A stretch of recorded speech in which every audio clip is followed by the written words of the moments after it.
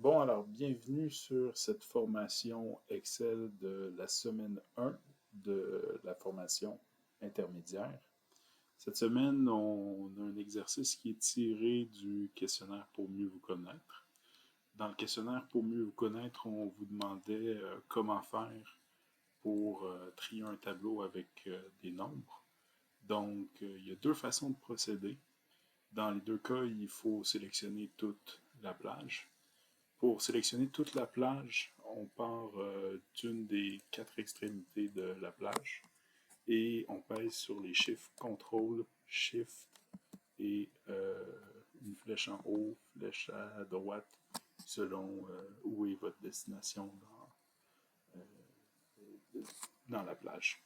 Donc, une fois que toute la plage est sélectionnée, on peut mettre sous forme de tableau, ici dans l'accueil, avec la partie du ruban qui dit style. Et on choisit un des styles. Donc, par exemple, j'ai le style très clair ici. On peut ajuster les paramètres de mise en forme qui sont ici. Puis à partir de là, on peut utiliser le bouton de tri par ordre alphabétique, par couleur. Il y a des filtres numériques aussi qui s'appliquent ici. Et on peut faire ça également pour chacune des colonnes. Donc, ordre alphabétique, ordre numérique, par exemple. Maintenant, si on veut connaître de l'information à l'intérieur du tableau, on connaît par exemple la formule pour trouver le minimum. Donc, ça va être égal min à ouvrir la parenthèse. Et là, on sélectionne avec la flèche noire au-dessus de la colonne du tableau qui nous intéresse, la colonne en tant que telle. Là, on ferme la parenthèse et on va avoir notre réponse. On peut nommer ça, par exemple, minimum, espace de points. Et pour faire le maximum, ben, on n'a qu'à copier en fait ceci, CTRL-C, CTRL-V, renommer maximum ici, et changer juste le IN par un AX pour changer min pour max. Donc, il faut vraiment être très paresseux pour faire ça. C'est une grande qualité en informatique. Si on veut savoir, par exemple, d'accord, c'est bien, mais quel est le fruit qui fait référence au nombre minimum ou maximum? Ben là, il faut utiliser des fonctions de recherche. Donc, une des solutions, c'est la fonction recherche X. Recherche X, ouvrir la parenthèse. Là, on a trouvé c'est quoi notre valeur cherchée, le minimum ou le maximum. Maintenant, on veut dire c'est dans quelle partie du tableau qu'on va chercher. Il y a 3 arguments obligatoires dans cette fonction-là et 3 arguments facultatifs. Donc, chacun des arguments est séparé par un point-virgule. Le tableau de recherche, ben, c'est la même colonne, donc nombre. Ensuite, le tableau renvoyé, on veut qu'il nous renvoie le fruit qui a le minimum.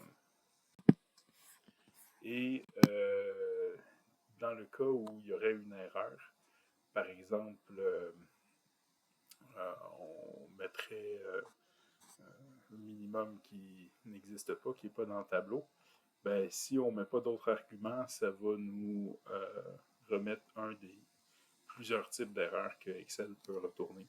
Maintenant, ce qu'on peut faire, c'est remplir le 4e argument, sinon trouvé, par la chaîne de caractères vide.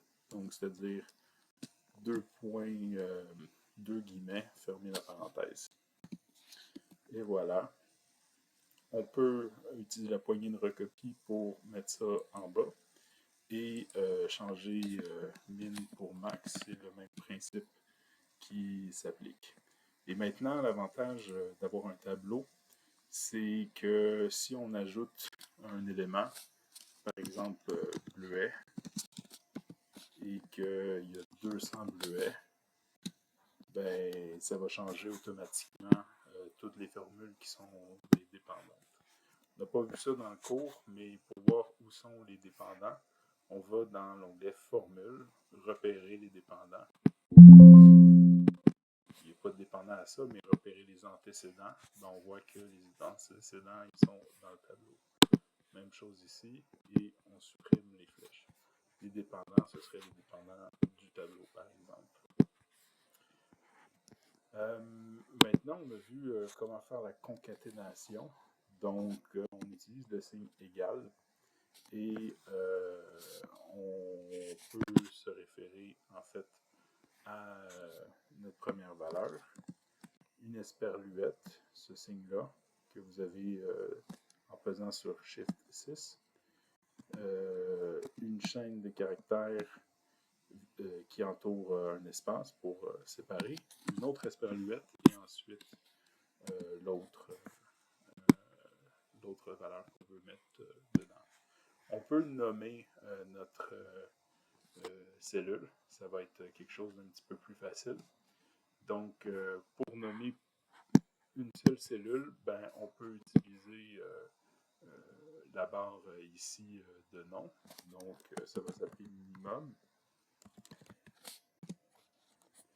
Mais on peut utiliser, en fait, si on a une colonne, plusieurs choses. Donc, avec le gestionnaire de nom non défini depuis la sélection, et là, on va définir que c'est la colonne gauche.